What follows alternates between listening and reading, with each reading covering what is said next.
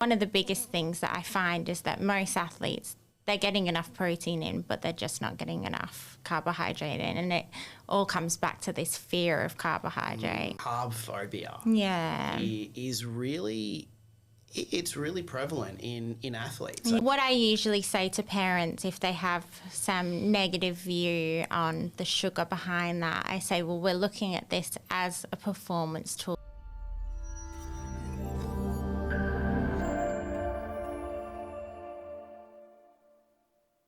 Are you an athlete or someone who is training really hard, eating healthy, being mindful of that extra sugar, but lacking energy around training, games or events? There's a real difference between eating healthy and fueling for performance. And one may not fit the mould of what we would consider to be healthy. Today we've got a really brilliant guest with us that's going to help us unpack the idea of fueling for performance without feeling guilty or concerned that you might be eating unhealthy. My name is Mitch Smith. I'm the owner of Health Management Dietitians, an accredited sports dietitian based in Cairns. Our three philosophies are supportive, friendly, and practical. And by practical, that's going to take on the theme of how we really want to run these podcast sessions. My biggest thing when I'm seeing clients is I want to make sure that we're providing practical advice to everyone we see. We're not going to delve into the complicated, this study said this and this study said that and all the data and the statistics. We're going to focus on how do we help our listeners make those actual changes for the health advice they hear. Special guest today, Lauren Mason. Lauren is an accredited sports dietitian and health management who is the type of person that can help shape a plan to fit within your busy life with ease. I've known Lauren for many years now, and she has managed to support many athletes fuel their training successfully whilst maintaining the all-important healthy eating structure. Lauren comes from the UK originally. She has a Bachelor of Nutrition and Dietetics and is always working on improving her knowledge and skills to further support her clients. Fresh from the Sports Dietitian Conference down in Melbourne, armed with lots of knowledge and skills. Thanks for coming on the podcast, Lauren. Thanks for having me, Mitch.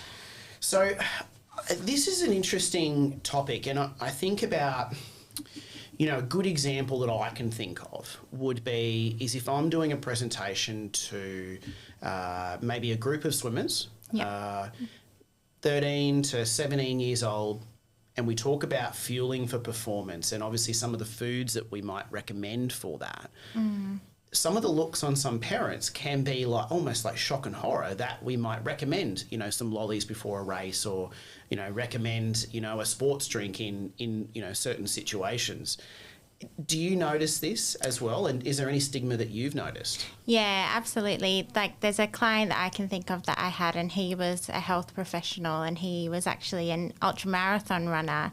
And he was running these insane distances, and he was very, very concerned about sugar and getting carbohydrates in, and really wanted to avoid a lot of carbohydrates, but then found that he was having 1 week out of his entire month where he was completely just hitting the wall and was getting almost flu-like symptoms. And I said to him, well, you can't fuel an ultramarathon on chia seeds and spinach. And it sort of took a lot of that, I guess, knowledge around the difference between your everyday nutrition versus your performance nutrition, because obviously we don't want to have a lot of those sugar snacks in our everyday nutrition, but when we're trying to just get the most out of our body, we need to add those things in so that we can get those quick hits of energy. Yeah. Tell us the difference between, how you would maybe describe a good, balanced, healthy diet for an athlete or, fueling for performance. And it may not be an athlete, it might be just an everyday weekend warrior, someone who's really active, versus what does that look like when we talk about performance fuels? Yeah, well, I always talk about fibre. So obviously we know that fibre is a slower release carbohydrate, and obviously something that's very healthy for all of us, and It supports a healthy digestive system, something that we all need in our diet. But because it is that slower release energy, it's very important for our everyday life. But when we're doing a netball game, we don't want a slow release energy. We want something that's going to be a quick hit of energy. And normally those quick hits of energy or those fuel sources are going to be something like our lollies. And the reason why they're those quick hits of energy is because they don't have the fiber in them. So they're just going to go straight to the bloodstream, give us that source of quick energy straight away. Yeah.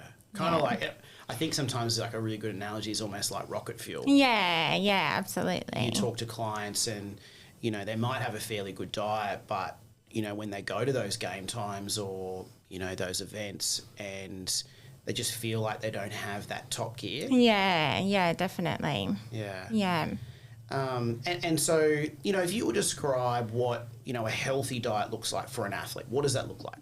Well, I think the basis still comes back to, you know, making sure we're getting enough of that complex carbohydrates, so our fibre in, getting enough protein, our healthy fats to form the basis, but then around that training, making sure that we're still getting those quick, fast hits of carbohydrate pre and intra training, and then post-training, making sure we're getting enough protein. And one of the biggest things that I find is that most athletes, they're getting enough protein in, but they're just not getting enough carbohydrate in. And it all comes back to this fear of carbohydrate. Do you find that as well? I wanted to bring that up today to get your kind of thoughts on this carb phobia. Yeah. Is really, it's really prevalent in athletes, Yeah. I think, particularly, you know, I think even in endurance athletes too, that, you know, should really have a higher amount of carbohydrate. Yeah.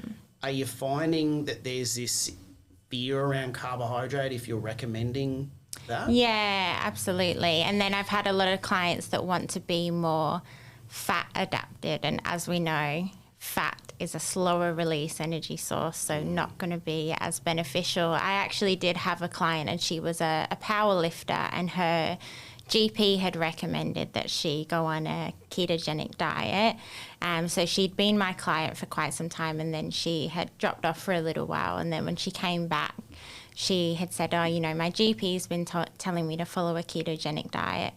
We did a body composition scan. She actually saw no improvements in terms of fat loss, but did see a reduction in her muscle mass. She said that her performance was a lot worse than previously, and didn't really see any real benefit, particularly for something like powerlifting when it is those short, sharp bursts. I don't think that fat adaptation is the way to go at all. Yeah.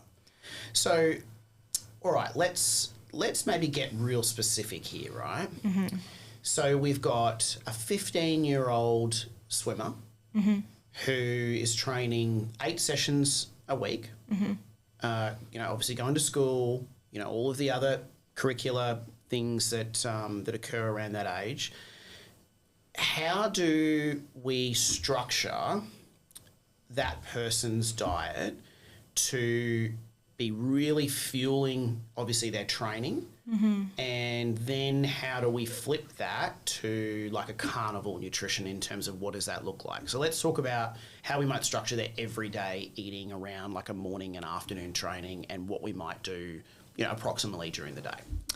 Yeah, so I find that what a lot of school kids do, so are you saying that she's got a morning training session and an afternoon training session? Yeah, let's assume that, Yeah, so what I found with some clients is that they'll go to training in the morning on an empty stomach. So always making sure that they've got some sort of carbohydrate in before training there. Then a good What sort of things would we look at? So we'd be looking for quick hits of energy, low fibre, so things like jam sandwiches or, you know, rice cakes with maybe honey and banana. Are those the sorts of things you would recommend, Mitch? Yeah. And then after training, we'd look at a good breakfast with some more of those slower release carbohydrates. So maybe something like oats, good hit of protein in there. Then what I typically see with a lot of these younger clients is they'll have their lunch break at about maybe 10:30, and that'll be their first break at school, and they'll eat everything then. And then they've got training at about 4 o'clock. They've got second break at maybe 2 o'clock, and they don't eat anything at 2 o'clock. And then they go to training on a completely empty tank. So trying to make sure that, for one, they're having something at second break, but then they're also having another hit of carbohydrate then pre-training at sort of that 30 minutes to an hour before, so that those glycogen stores or those fuel stores are constantly topped up. What sort of examples would you recommend, like pre-training, say in that afternoon, maybe after school? And then this is, I guess, feeds into this performance nutrition mindset, right? Yeah. So it would again be those carbohydrate examples, like even something like a muesli bar or something like piece of fruit. Depends on how big the training session is going to be, I guess, whether you do something like a sandwich in there or a muffin. You know, I think about, sometimes I might recommend, like, it might be some pikelets or you know, a fruit-based muffin, like a blueberry muffin, or a bit of banana bread, you know, something along those lines. And sometimes, I guess, when you say those things, you know, they've got a bit of sugar in them, right? So there's this, like, real negative connotation that that's going to be detrimental. But in fact, as we know, it's going to be beneficial for performance. Eh? Yeah, absolutely. Okay, so the biggest probably tip I take out of that from what you're saying is, you know, we have to make sure we're doing at least a second break, because that's often skipped. Bit of protein, so it could be things like, you know, a yogurt, piece of fruit, some rice cakes with some cheese, or you know, something on those lines. And then you're saying that kind of afternoon, you know, we really want to focus on fueling for that afternoon session. So they may not be those typical healthy foods. And what I usually say to parents, if they have some negative view on the sugar behind that, I say, well, we're looking at this as a performance tool rather than it being something that's going to be a sugary snack or a discretionary food, because you think of how much fuel that they're going to be burning in that session, and that this is literally just a tool to fuel that session. And then 9 times out of 10, when they come back then for their review session, they can see the benefit that their child has from that. And let's maybe push a little bit into endurance, you know, sports. So like a triathlon, you know, a marathon. It doesn't necessarily have to be an ultra, because they are very few and far between. But just for that everyday person, when you think about the sports foods that we need in those events, you know, they might be a gel, it might be a sports drink, you know, a bar, or any of those sports chews, they're really high in sugar, aren't they? And so how do we then try and encourage those things without the negative stigma of, you know, they're being high in sugar? Like, why are they important? I know this is a tricky one, and there was a client that spoke about this and said that their dentist had spoken about the impacts of the sugar, which is one that I still, I guess, need to look into more. And I know that there is the gels that use, you know, the maltodextrin, so using a different type of carbohydrate, but that's definitely something that I'm still pondering. What are your takes on that? Yeah, I got asked this question the other day about it, and I don't know if I had an answer, because if we put our sports dietitian hat on, I'm all about how do we fuel the carbohydrate? How do we make sure we're putting enough carbs in to fuel what that load means? And I think if you're a dentist, you're not even thinking about fueling for performance. You're thinking about, you know, teeth. And it's a really good point that I don't know if we have a proper answer to. One thing I would say, though, and I mean, we're dietitians, we're not dentists, but of course we try and make sure that, you know, good you know, brushing after you know, consumption of these foods is a really good thing. But it's definitely a dilemma that I don't know if we have the answer to. The tooth side of things. What can we expect as an athlete when you go from having a really good, just base, good, healthy diet, lots of fibre you're talking about, regular protein, Obviously our veggies and our fruits are in there, really good slow release energy. What can someone expect when they include, say, a sports drink or, one of those higher sugar foods going into a training or an event? Well, some of the things that my clients have said that they've experienced from including some of those things is, increased energy. Some of my swimmers have said that then when they've done races, their times have improved, which has been really great. Same with some of my endurance athletes, times have improved. So that ultra marathon client that I had, for example, he said that all of a sudden when we increased the carbs, it was like rocket fuel, and he felt like he was flying through that race. So it can make such a big impact. And I think once people can see that benefit that it does bring, then they can see why we recommend it, and then they can see why then there is that need for those extra sugar and carbohydrates. Yeah, absolutely.